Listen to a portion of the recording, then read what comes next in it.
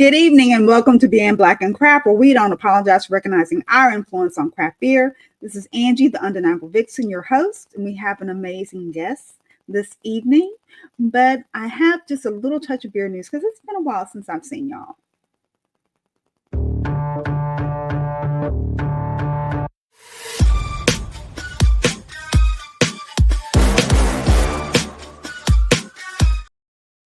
See, first up, we have Barrels on the Bayou. So just to let you know, I was reiterating everything.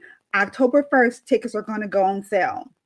And per the day, the person that coordinates everything, that is the man of Barrel and Flow, and now Barrels on the Bayou, tickets go on sale on the 1st. They're going to be limited.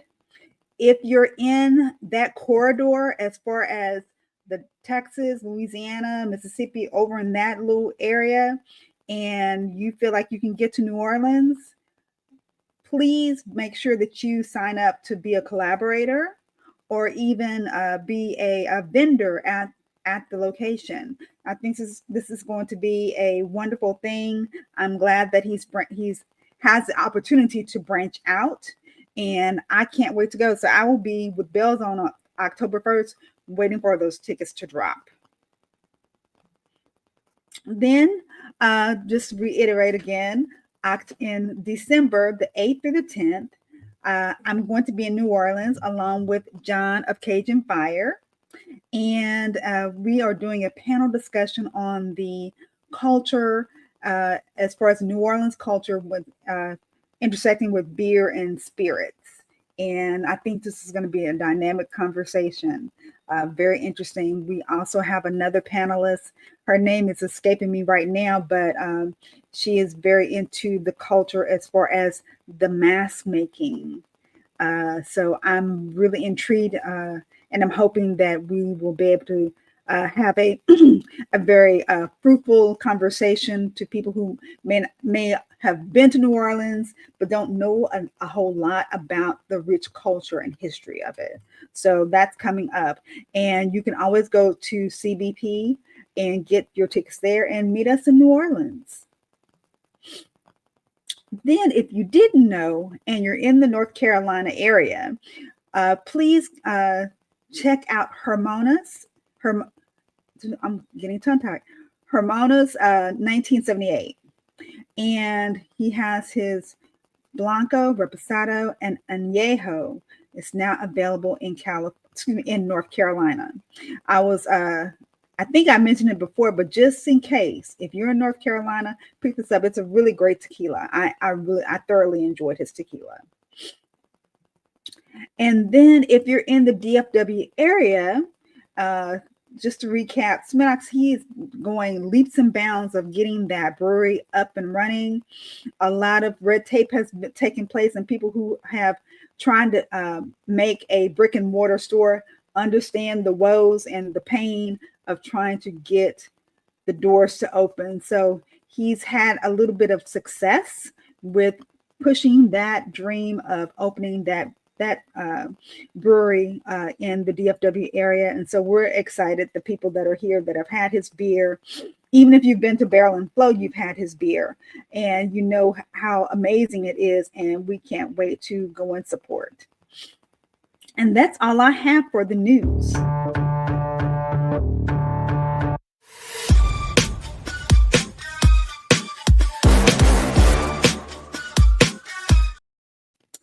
So tonight we are thrilled to spotlight a woman who truly puts a sparkle in celebration. We meet Samantha Danielle Dockery, the powerhouse and founder and CEO of LoveLuvv Sparkling Wine, Chicago's first Black woman-owned sparkling wine brand. A former wedding planner turned into master of champagne, she crafts luxurious blends sourced from premier champagne regions, giving back 10% of profits to domestic violence prevention programs. So let's raise a glass to the woman providing every toast with purpose, Samantha Danielle. Hello. Hi. Thank you for that lovely introduction. Absolutely. So I believe when I'm getting people for the podcast, I usually am a little bit of a in Instagram stalker. So I uh I believe Clink Fest happened last weekend. It did. It did. It was the fourth annual Clink Fest, and LoveLuvv was in the building. Okay. So they had 1,000 people, 1,000 tickets sold. It felt like 2,000 people showed up. Hmm. Everybody was there, but it's great. It's definitely, a festival that highlights women in the industry, but also like BIPOC. So of course, we had our, brothers and, other people there, women-owned businesses too, in spirit. So it was a great time. Tickets are already on sale for year 5, so go get them. Yeah. Yeah, she was like, I think it was like a little bit of a hiccup, but she said no, they're up and they're running. So I Yeah. have to put that on my to-do list because when I did interview her, she was saying, "Hey, you get you can just imagine just a plethora of different spirits." And then she said, "We feed y'all. You're not gonna go. You're Yes. not gonna go hungry." Yeah, So, yeah, for sure. They have a great partner in Mariano's, which is, our local grocery store chain, one of them. And so they feature like Mariano's chef who come and do, food stations. And so, yeah, there's plenty of food to soak up all the alcohol. okay, okay, Yeah. okay, okay. Well, let's go back a little bit. Yeah. So, as far as your journey, Mhm. you went from wedding planner to master of champagne. So, Yes. what was the single pop, as I would say, that made you take the leap into making a brand? I was riding in the car listening to Joe Osteen, Mhm. and he was talking about generational blessings, right? Not just wealth, which is what we talk a lot about in our community, but just things that you're going to pass down.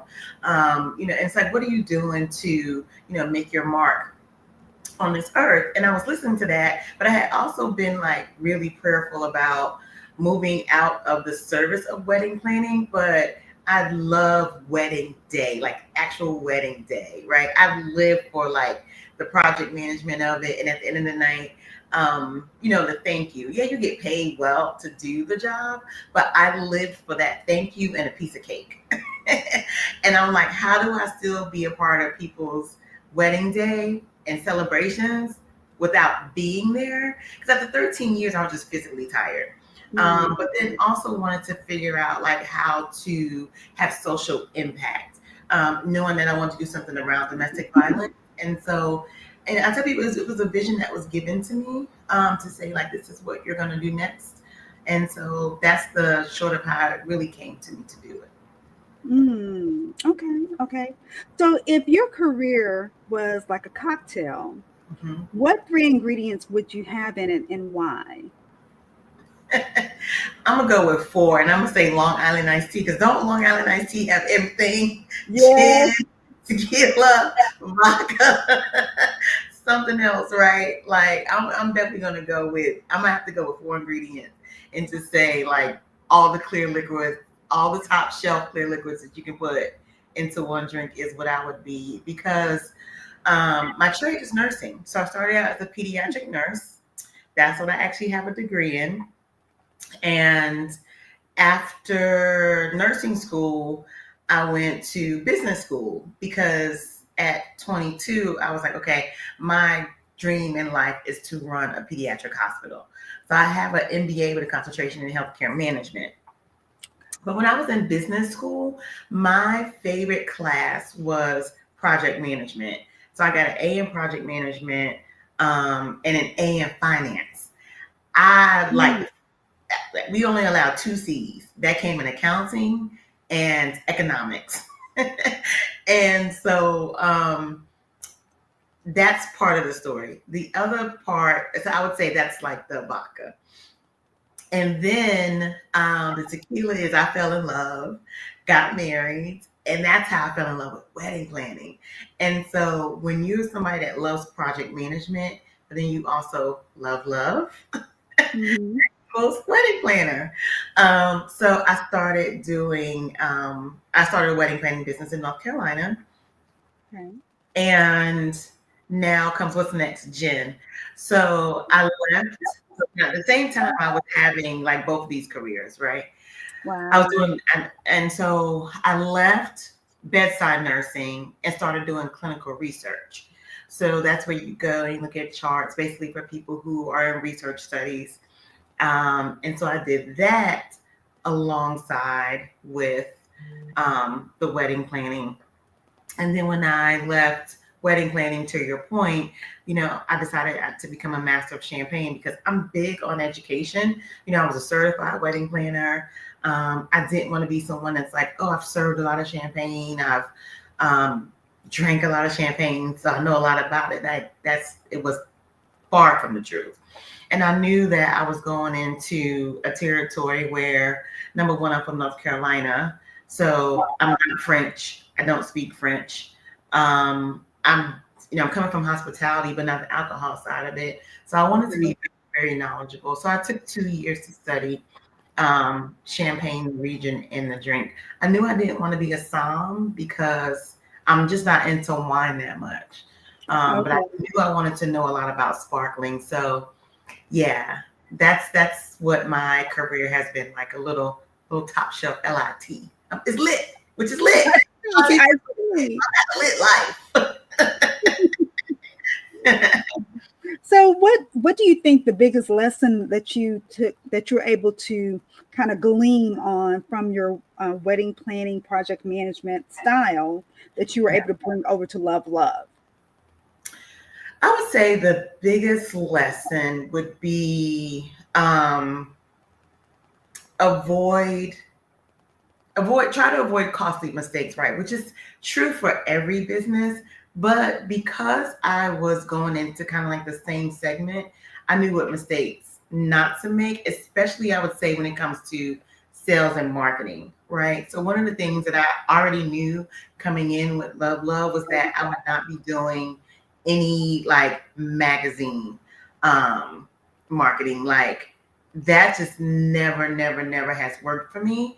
What has always worked for me has been word of mouth, right? And so Hmm. I knew coming in, when you start talking about advertising spend and marketing dollars, which you have to do for alcohol, I already knew that like no magazine was gonna like really get me to advertise with them.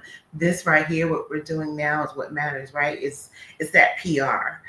Hmm. It's people telling your story and letting people know who you are. So that's one of the definitely the biggest things I learned is you have to know what your ROI is going to be for marketing dollars. Yeah, that's definitely I can understand that. Um, but I guess I really didn't think about it as far as how putting in a magazine because you would think that that would be something that you'd want to do, but Mm-hmm. the cost effectiveness Right. because who reads it compared to getting it online and just like while I'm doom scrolling, I might pop up and see you Yeah. with a bottle. I was like, okay, well, where is this at? So Mm-hmm. yeah, that makes sense. Yeah. And you have to think about too, it's just where's your consumer and who is their influencer, right? So for me with brides, at the time, for me, it was venues, right? So I needed to get in with the venues so that they could say, hey, if you're looking for a planner, here's our list. And my goal would be to get on that list, right? Um, And so it's the same thing again on the alcohol side, where if I want to do events, I have to go in and do tasting so that it is now offered to the couples, right? So they can say that we've tasted it, we've had it, it's going to pair well with our food, and all the things. They become sort of like your mhm. sales team. Yeah, Okay. and even if you start thinking about, when I started planning in 2005, you're talking about 20 years ago. Just we didn't have social media then, right? So even Mhm. now, how people consume, like even when we started this call, you said you're an Instagram junkie, right? And so that's what most people are. Yes, bridal magazines are still around, they're still there, they're still published for sure. People do still pick them up, but you just have to know if that's going to work for your type of business or not. Okay. Okay. Um, so what is the most surprising? behind the scenes step in crafting the perfect sparkling wine that most people would never imagine?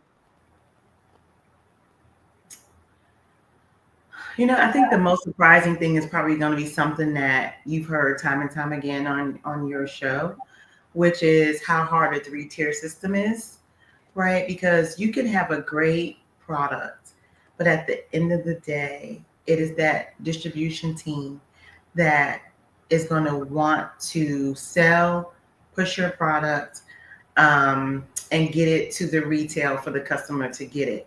So then you, as the brand, have to figure out how to create the demand so they can't deny you, right? And Hmm. so that's the most surprising thing, is that everybody thinks it's so easy. One of my friends actually called me last week and was like, "Why don't you start your own distribution company?" And I literally was like, I appreciate that you think I can do it. And if I wanted to do it, could I do it? Sure, because that's just me. However, and I broke it down for him. I'm like, I would have to either really expand my line to offer at least 20 sparklings, right, for it to make sense. Hmm.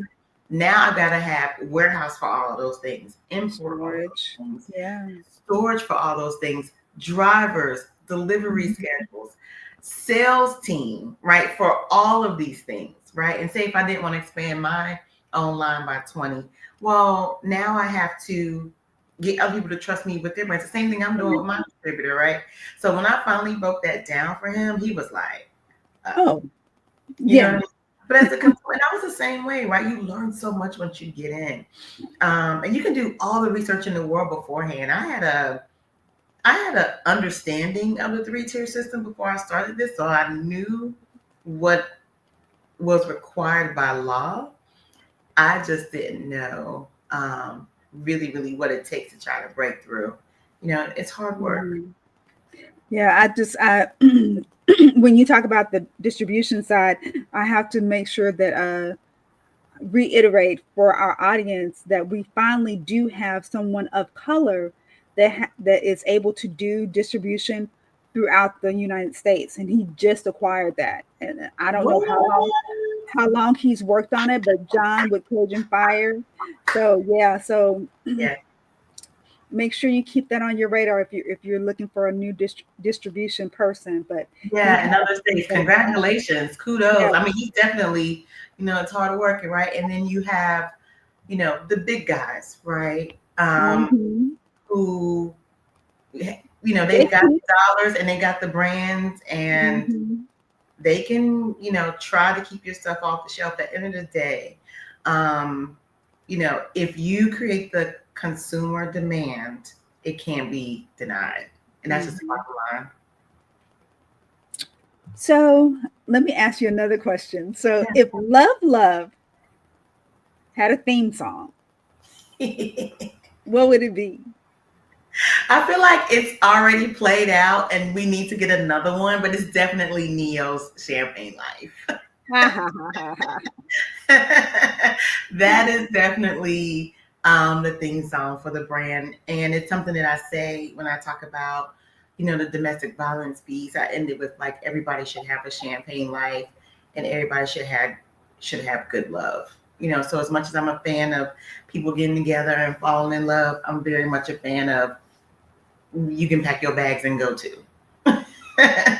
I'm a fan of both, Very you know. much. Yeah. So definitely champagne life. Is there a particular organization that you deal with as far as how you give back Yeah, through your? I actually have two main ones in Chicago. So the first one is Sarah's Inn. They're located in Oak Park River Forest. I actually am one of their newest board members. So I serve on the board, yes. And what made me choose them when I first started looking at who to partner with my brand was the fact that they do education in school. So they have the standard like hotline, they can help with housing and all that other stuff. But I really, really love that they partner with middle school and high school just to really talk about not necessarily romantic relationships, but like what is a good friendship, What is an appropriate Mhm. relationship? How you should be treated. They really start young with people about they should be looking for um, in friendships. They are also starting to go down as young as kindergarten Okay. to talk to kindergartners about, again, healthy relationships. And of course, it's age appropriate, right? Yeah. Topic. But yeah, that's what made me partner with them. And then the second organization is called Love and Protect Wisdom. It was started by Lene Williams, and I met her a little probably over a year, maybe 2 years ago. Her mother was killed by her Mm. boyfriend or significant other. And so she started the organization outside of that. And Lene's accomplished something phenomenal this year. And next month is October. October is Domestic Violence Yeah. Awareness Month. And she is getting the skyline, I would say painted, lit in purple for a Oh, week, which nice. is an amazing feat because, as we Yeah. know, pink is usually the color that dominates Right. the month of October.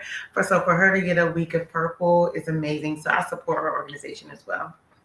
That is excellent. That's excellent. So yeah, if you are in the Chicago area, make sure that you check them out Yeah. because they were doing really good things. Mhm. Yeah, I'm realizing now that Domestic Violence Month, Awareness Month, is approaching us. Yeah. Um, October 1st. Mhm. yeah. Okay. So let me see.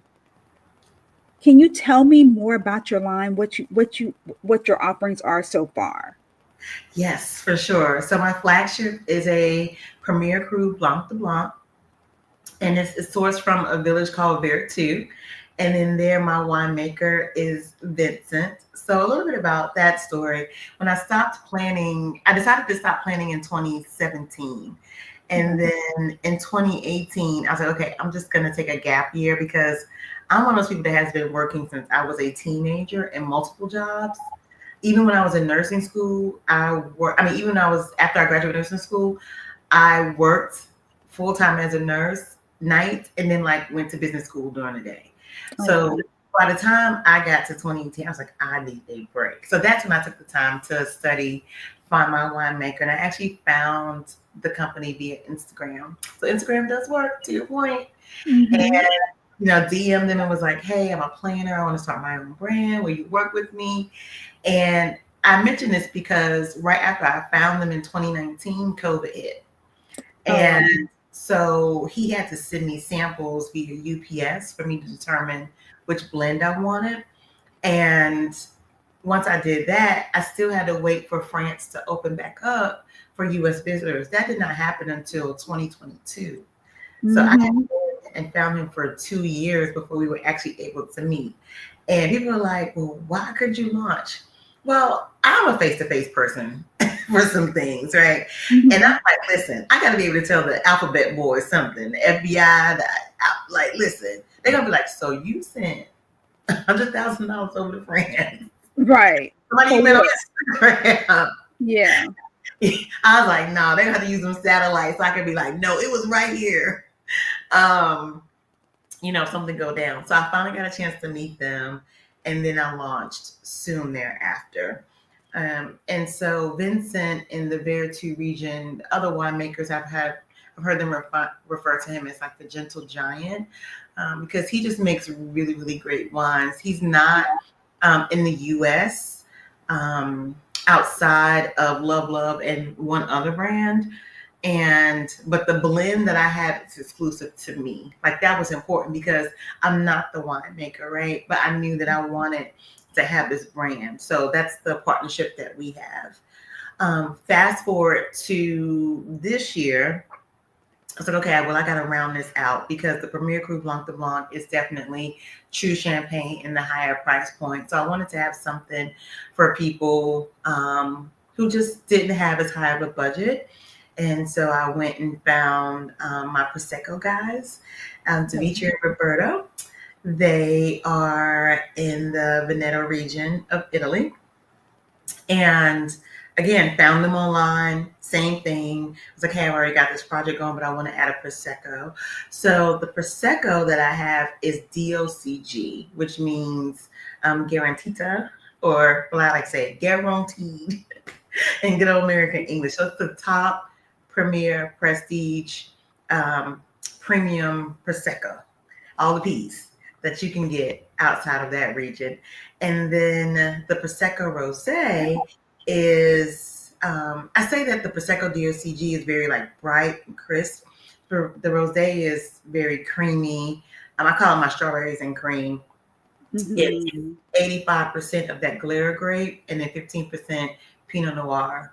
So it's beautiful. Every blend that I had three criteria. One, you have to be able to drink it all day.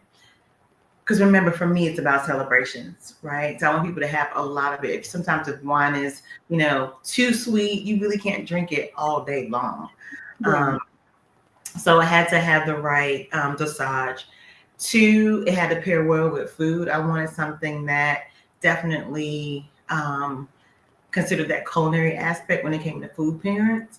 And then three, had to make great cocktails. Now, I don't think you should use champagne to make cocktails, especially premium champagne. But if you just have to, you can with these blends. So, yeah, those are my three offerings. Okay. Okay. Yeah. So, how often is it? Because I'm a brand ambassador, so everybody take a drink because I always mention it. Um, so, especially around Thanksgiving to Christmas, going Yeah. into New Year's, Oh, indeed. I get people at my table saying, "Let me try this champagne," Uh-huh. and I tell them, "I don't have champagne." I said, "You'd have to go to the case. That's Mhm. where champagne is. Mhm. I have sparkling." Mhm. How do you educate your clientele to let them know the difference between sparkling wine and true champagne? Outside of, I know the champagne is from Yeah. Champagne, France, Yeah. but then what how else do you help them along with that? Angie, it's a constant conversation, right? And you know what? I tell people it's really not the consumer's fault because there are so many people in the industry that quote unquote get it wrong. I have gone into so many restaurants and they'll have champagne and then under it, it'll be a California sparklet. But they have it on the list as champagne, right? So people think Mhm. that it's champagne, right? And Yeah. so, or you go to an event, a New Year's party, and they're like, "Oh, would you like some champagne?" Same thing. It's not truly champagne. There's so many people that come and tell me, like, "Oh my God, this is so good. I like your product. I normally don't usually like champagne," and I usually say, "Oh, because you probably been drinking toilet water." That's my usual response. So it is a Mhm. constant conversation, and I offer grace in it. Even now, people seem to be kind of like confused because I have a champagne and a prosecco, and I have to say, the champagne comes from, yes, it comes from there too. The prosecco, yes, it comes from Italy, right? And so there's that conversation of like these are all sparkling wines. And so, it's fine. I just gracefully correct people when they say the wrong thing and educate them. And I enjoy doing it. I enjoy teaching on champagne and differences in it. To your point, outside of talking about the region, I also talk about how it's made, right? So champagne is made in a bottle, has to be aged for a minimum of 15 months. The Italians told me that Prosecco, they want to harvest to harvest. Everything that they harvest and put in that tank and gas it up, they want it gone by the next year. So it's a harvest to harvest drink. So I explained that as well. I talk about the differences in the grapes to let people know the Mhm. difference too.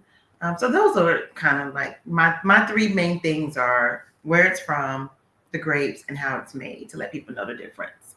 Okay. Um, so what would you think as far as like your just picking out any of the three Mm-hmm. that you have would be an offbeat pairing, uh, like popcorn? What would be something offbeat that you would pair that you would feel would still pair well, but people wouldn't necessarily think of pairing. People, and you mentioned popcorn. That's probably like one of the top things. But I'll tell you, it's the popcorn with the hot sauce with the champagne. Put a little hot sauce on that popcorn, eat that champagne. Drink the champagne. That is a really, really good pairing. Um, Same thing with the rosé. A good steak. And that people just don't think about that because of how creamy it is.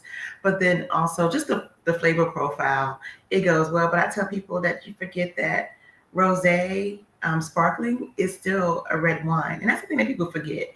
They think it was sparkling just always celebratory. It's still Mm-hmm. sparkling wine. So it's still wine. You can still have it with your entrees, right? Um, One thing that I think is probably starting to become popular, but people still are surprised by it, is the fried chicken and Yeah, champagne. that's a big It's, thing. yes, it's. I don't know why people are still surprised by that, but it comes up often. People are like, "Oh, really?" I'm like, "Yeah, potato chips, French fries, you know, those type of things." Mm-hmm. Mm-hmm. So I would say that was probably like my top. Just the understanding that you can have snack foods. It's that high low, right? You can have snack Okay. foods with really expensive champagne, and it's good. Is there a historical figure that you can think of um, recently or even in the way past that Yeah. you would love to have sit down and have a glass with? Who would it be? So I have what I call my silent mentors. These are four people that I follow, and I follow their business acumen. I watch what they do closely. I've read their books. And I say that to say one of the people is Reginald Lewis, who is deceased. He wrote a book called Why Should White Guys Have All the Fun? And it's really, really about acquiring businesses. And that would be my answer. I would love to sit down and talk to him because my other silent mentees are all still living. So, but I would love the opportunity to sit down with him for a day. He just, when you listen to the audiobook, he just had, and learn his story, he just had so much. Is it bravado? Is that the word? He was just Uh-huh. real, he was just bold, you know what I mean? And Mm-hmm. he was taking no prisoners. Now, some people say he could have had a better um, attitude about him. But he said he's like, I said what I said. He was one of them people, like, I said what I said. So Uh, I would love to sit down with him and talk about what it takes to really acquire a business, because I do want to acquire a winery. There are a lot of people who are retiring, and I would like to take over the business so that I can have my own vineyards and do my own sparkling. oh, excellent. That would be Yeah. excellent. So, in 3 words, can you describe a vibe of the perfect love toast? 3 words, the perfect love toast.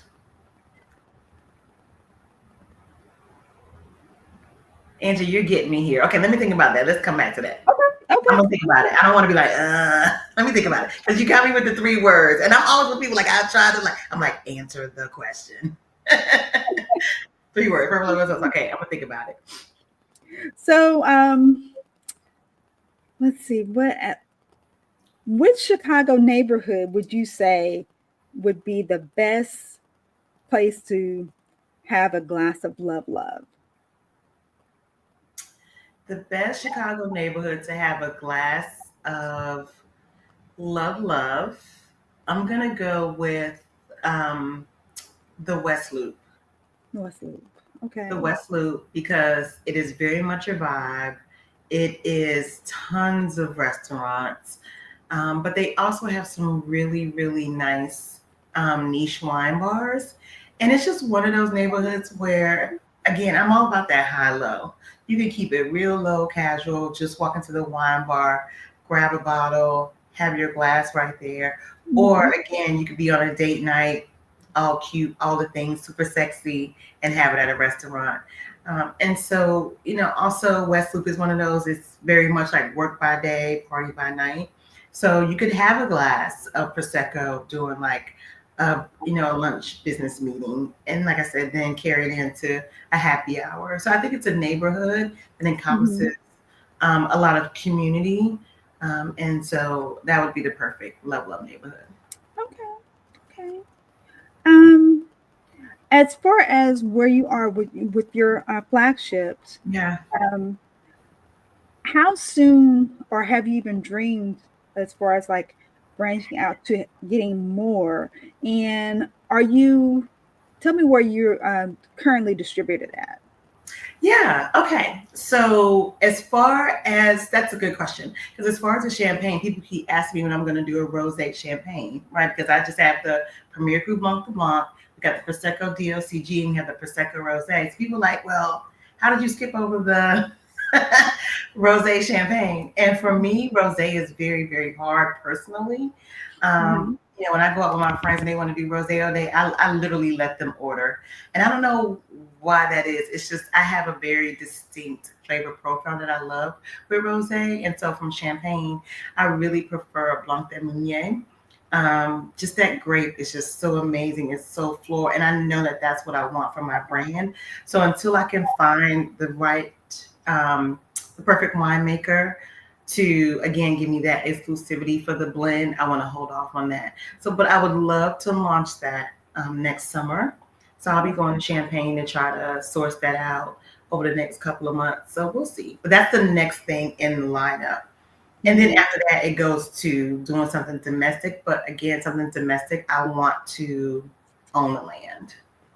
Okay. Yeah. So that's what's next. And I'm sorry, what was this? You asked me And something else. I was wondering where you're distributed at. Oh, Um, yes, yes. Okay. So right now I'm currently just in Illinois with 220 Wine and Spirits. I just joined that family this year. And then I can ship to 35 states though via Vino shipper. And I do that myself. Mhm. Hmm. Okay. Yeah. Okay. So I'm sure Texas is probably one of them. I'm Yes, sure. I can ship to Texas. Yes. Yeah. Yeah, that would be excellent to have just because um we do bottle shares in the Oh, month of June. We do all liquor, so it'd be different compared to me bringing liquor, bringing a champagne or a nice yeah. sparkling would be Yes. great. I do have a Yeah. bundle on my website where you can get one of each bottle. I call it like the tasting kit. So you can take all Yes, I three, did you can see put them that. all. I did see that. Yeah, that's excellent. Yeah. It was so it looked so cute. I was like, this is so dainty. I mean, I definitely have. You know, what's great about my brand is I definitely, when you go to the website, it definitely is targeted for that market that I'm going for. But I have so many people that love the blends that I chose, and so I did. And I used to just have like big packages where like you can only get like 6 wines or 12 wines. And one of my friends was like, what about the people that just want to drink it? So that's when I started offering the single bottles on the website. So I was like, okay, it's for all the lovers. Okay. Yeah, that would be yeah. That's perfect. Yeah, so I can't do third. And that's the thing too. I really want to start focus, and I haven't been focused on that. But as the brand, that's kind of like the next thing, even before owning my own winery, is just to really get the online sales going. It goes back to creating that demand, right? Hmm. So I really want to focus on that. Now, when I was scrolling, minding my business, loving Jesus like I do, I saw pairing with cigars. Yes, So yes, where are we going with that? Please tell me yes. more. So I have a great partnership with the Embassy Cigar Lounge. They're in one of the suburbs called Flossmoor here in Illinois. Some great, great guys over there. And, cigars definitely have flavor. Um, and people usually, and that goes kind of back to your question about, unusual pairings, right? Um, Hmm. you can pair cigars with sparkling wine as well. People always think cognac, brandy, or they want to drink an old fashioned. But there's a huge culture of ladies who love to smoke cigars as well. and want that. Oh, there you go, and want that bubbly with it. And so they have their own line of cigars. I mean, they carry some, but they have an embassy line of cigars. So there's a cigar that pairs well with the Premier Cru Blanc de Blanc. It's called the Second Smoke.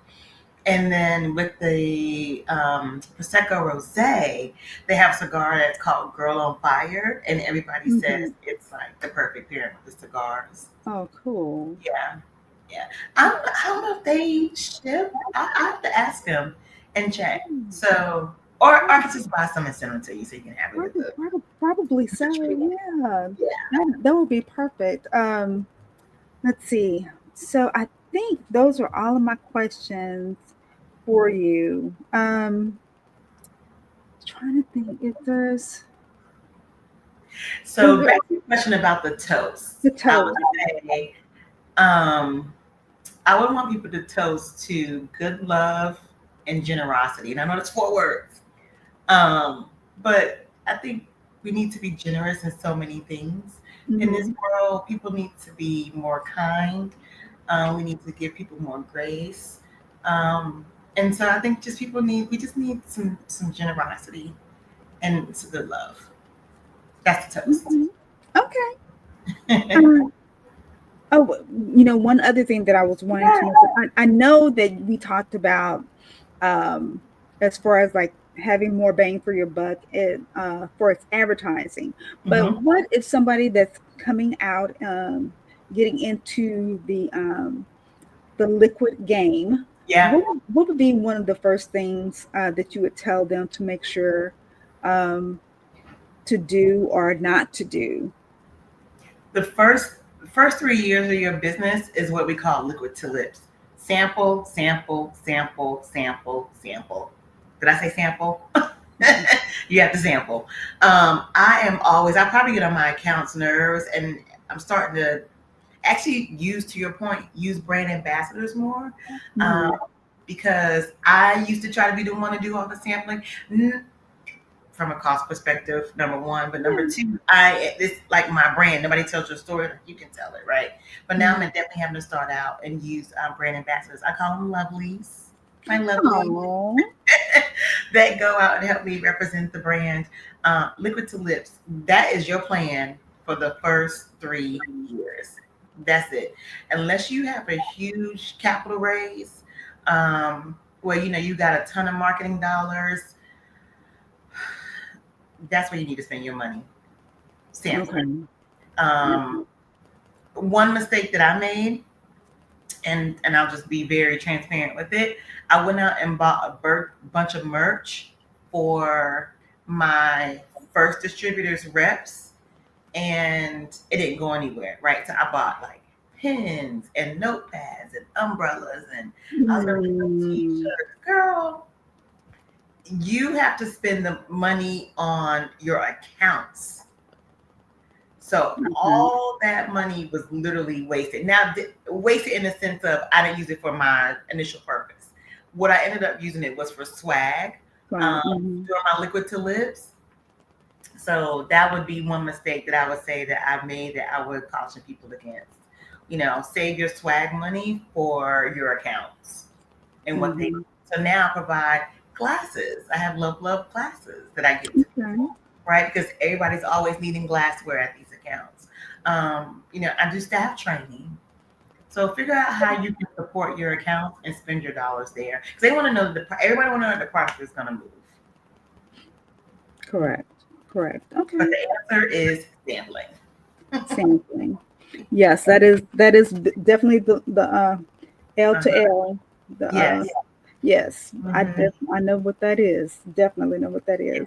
Well, it's been amazing talking to you and learning about love, Yeah. and just enjoying the conversation. As far as it's made me more intrigued about the brand. Uh, and I do have people that are in Chicago, so I'm hoping that they will either have already tried it and I'm the one that's late to the party, or they're knowing about it now so they can grab some and enjoy it. So Yeah, I definitely thank have the locations on my website. So Chicago peeps, go check it out. all right. So we'll go ahead and end here, but just hang on. Thank you again, everyone, for tuning in to Being Black and Craft. We don't apologize for recognizing our influence on craft beer and of lovely bubbles as well. So, y'all have a great night.